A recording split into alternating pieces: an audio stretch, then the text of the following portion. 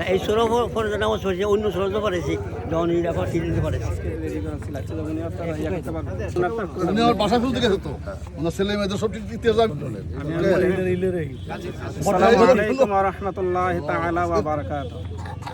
আমি আজকে এই ঈদগাহের খতিব হিসাবে আজকে 2026 সালে আমি এখানে জয়েন করেছি। আর আমার পূর্ববর্তী যিনি খতিব ছিলেন উনি আমাদের বাবা, এবং এই ঈদগাহতে আমাদের পূর্বপুরুষও ছিলেন, এবং উনি যখন ইমামতি শুরু করেছেন তখন ওনার বয়স ছিল 8 বছর এবং 13 বছর, এবং 8ম শ্রেণীতে পড়া অবস্থায় উনি এখানে ইমামতি দায়িত্ব নিয়েছিলেন, এবং এই পর্যন্ত ওনার 73 বছর উনি এখানে ইমামতি করেছেন।